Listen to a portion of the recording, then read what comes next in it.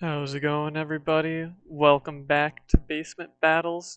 Sorry for no battle report today. Wasn't able to line up some of our schedules together, and we couldn't quite make a recording for this week, so we'll be going over my GT experience since I was planning on recording this as well. So just as well live stream it. We can get on to it. So back in June, Mason and I both played in our first GT. I'm going to cover my experience. We might be able to get Mason to cover his experience soon. And we'll just go through it. So I was playing Adeptus Custodes. My list was pretty generic for ninth edition. It was two sets of bikes, one group of four, one group of three. Uh, all have Savo launchers. We had one Termi captain with a Platorian plate and other warlord traits. We had Trajan as well as another bike captain. The bike captain had inspirational leader, so he could deny as well as count for extra models. And he also had superior creation on him. We had two groups of Sagittarium. I think there are two groups of four each. We also had two groups of three sword and board, I believe, as well for the normal custodians. So that was my list. Overall experience was great. I mean, first GT I've ever been to. It was pretty relaxed since we went to BugEater, which was the last ninth edition. It could have been a pretty early 10th edition uh, GT, but they decided to against it, and I think I enjoy it because they would have had to ban Eldar, and we had some cool Eldar players that came and showed up. I believe maybe it was Drakari, but at least some of the models and the paint schemes that they went with, pretty cool. So let's start covering my first game.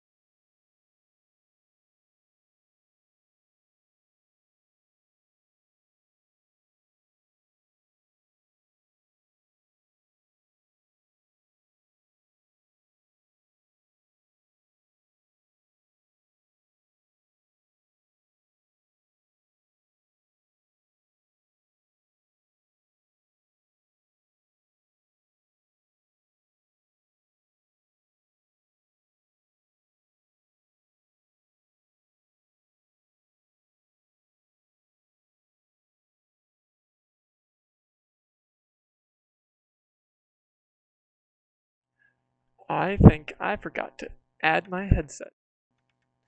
Alrighty. Can you guys? Yeah, there we go.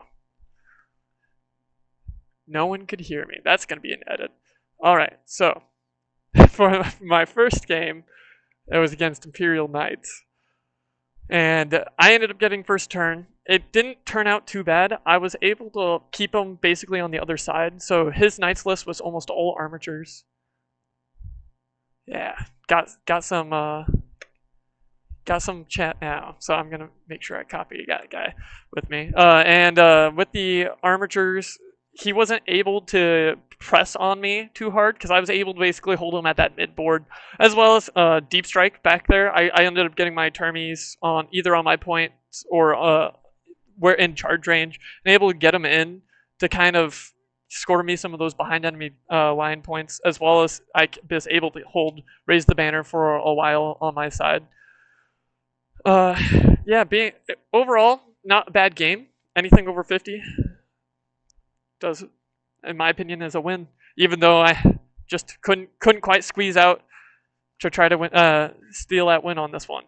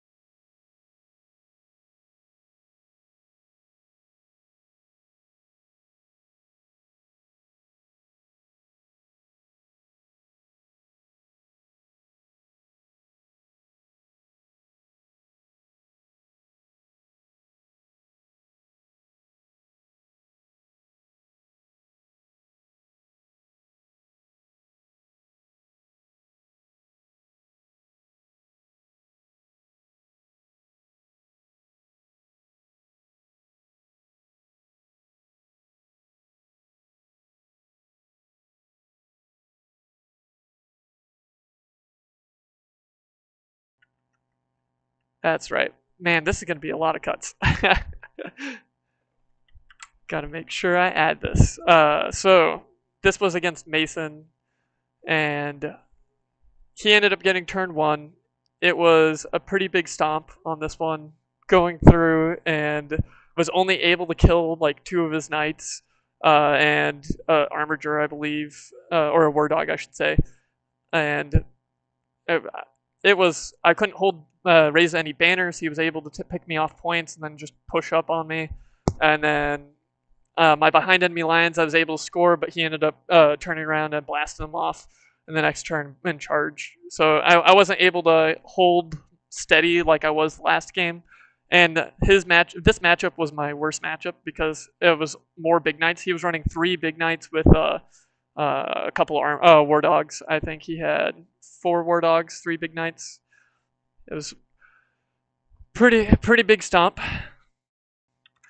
So my game 3 was a bye, and you know what? This would have been the worst map for me to have a bye. This game, the map was hold 2, hold 3.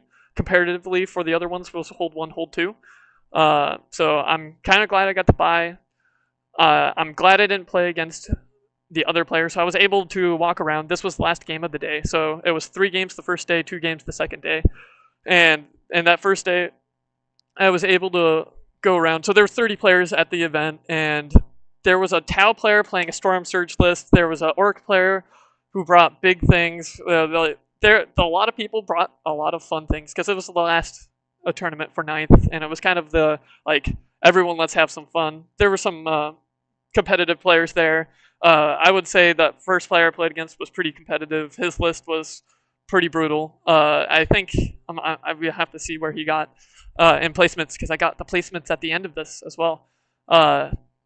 Yeah, it was blast. There was tons of players. There's Eldar players there, which I'm glad because they weren't because they were going to end up banning Eldar if they went with 10th. So I'm kind of glad they stick with 9th because I would feel bad for all the players who had their list submitted or not list submitted, at least tickets bought, and were planning on playing Eldar.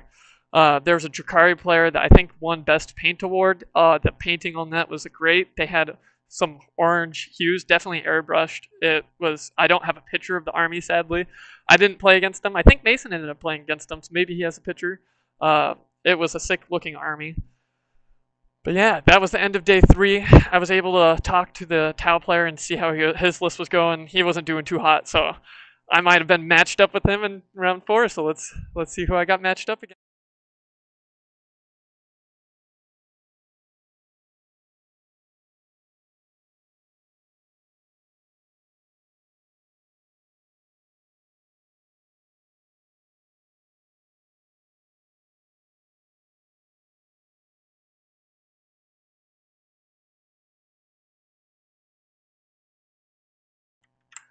We turn. This is going to be rough.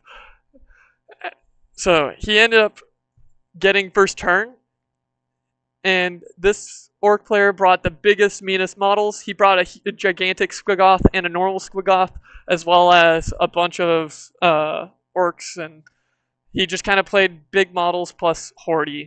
And he got his turn. This is the turn 1 picture right before we started. And then he brought in his. He got turn 1 charges on everything. His giant Squiggoth got in on turn 1. His other Squiggoth got in turn 1 charge. Turn 1 charges were everywhere. It was pretty rough. And that's what kind of did it in for me. He just got really lucky on some of those rolls at the beginning, and then it just kind of turned the tides of battle. I should have probably tried doing a Tanglefoot grenade on the big guy. I believe I Tanglefooted Gazgul, and he ended up still making it in. Or if he didn't make it in, he made it in on turn 2. And I don't know. It was rough on this game. Just because of all the turn 1 charges, he was always in my deployment zone, wasn't able to hold much. As you notice, I only got 8 points for control, hold 1, hold 2, hold more. And so I just held 2, that round 2, and then after that I held nothing. And he just kind of tabled me after that. But it was cool. His models were great. Yeah, at this point, we were just playing for fun because, only 1 win in the tournament each. It was a blast. He didn't end up painting his giant Squiggoth, but I believe he's been repairing stuff because, secondhand models, as well as that thing is huge. It was amazing. I'm glad I'm not the only one who would bring fun big models. I was thinking about bringing Tau, but then I was like, maybe I try to play for a win at the tournament, and I instead brought Custodes because they did better in the our homebrew tournament that we did on stream. And yeah, so I ended up bringing the Custodes and still ended up getting squashed 3 games and only getting 1 bye. So maybe my luck will turn around in game 5. Here's game 5. And I also have my mic this time, I know. So it won't be empty. So I ended up playing against Owen with the Blood Angels. And you know what? I was feeling good. Owen feeling bad because this was his 3rd game against Custodes, and every Custodes player there was playing the same faction I was, Emissaris Imperialis, which was the fight first, always fight first, and ignore all modifiers. And being a Blood Angels player, he was like, yeah, I finally kind of he started learning how to play around the army, but it's just a bad matchup for him. He was able to score a decent amount of points, but couldn't quite swing it. He ended up getting mostly tabled this game. He kept his. So I decided to go with Death's. Or not Oath Moment. Sorry, it was Recurric Mortalis, which is the kill a unit for 15 points if it's not in my deployment zone. I get 15 points if I kill it in melee and it's not in my deployment zone. And if I kill it, it's just 5 points with shooting. If I kill it in melee, it's 10 points if it's in my deployment zone.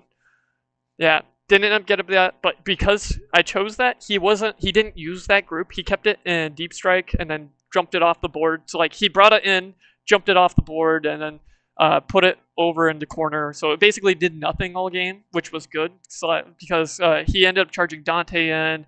We had a turn 1 clash in that beginning on that center point, and I was just able to shrug most of his damage off and then keep most of my units to just wipe the rest of them out. I think he had illegal lists, or no, he had a model something modeled wrong. I wanted him to play as the list he came in as. It was super fun. We both were just there to chill and have fun because we both lost the majority of our games. We each had one win. Uh, this was a super great game. Most of the people there at the GTO were great. Uh, Everyone I met was very friendly. The judge there was very helpful. There's a couple times we had a couple questions on some fight. I'm not the best in the fight phase, so we had a couple questions between O and I, the fight phase, I think. Uh, so I gotta meet the judge and talk to the judge a little bit. Yeah, the overall experience was great. I think everybody there was just there to have a pretty good time. There was few pretty competitive players, but for the most part, I think since it was the last GT of ninth, everyone was there to kind of chill and have some fun, which I think was the best experience out there. If you noticed in that last screenshot, I had a printout of all my stratagems and whatnot because we were already playing 10th by then, so I was trying to remember all my rules and keywords. So I had a packet of all my stuff, a quick sheet of like this is what like organizing all my stratagems and whatnot because ninth edition had all that bloat. But let's go to the standings of the tournament. You can see where Mason and I both placed. All right, sorry for the cluster here. The total. So I have it left to right, and then 24th starts back where I covered up the fourth. I had apparently two of the fourths. That's all right. So Kyle McCord ended up getting first, Scott Belgan second, Matthew third.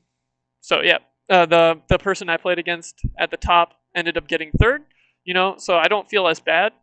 Losing to my first round, I did pretty good against him. So like, it wasn't bad. I got points. I just couldn't score that win. I ended up getting 21st with Mason squeezing right past me at 20th because he ended up losing. He lost 3, won 2, and I ended up winning 2 as well as lost 3. But one of mine was a bye. Yeah, that was the tournament. It was pretty exciting. I think I'll end up going to another one. The first 10th edition one that was around us was down in Kansas City, but I had other plans, and I think Mason also. So like carpooling situations weren't good, as well as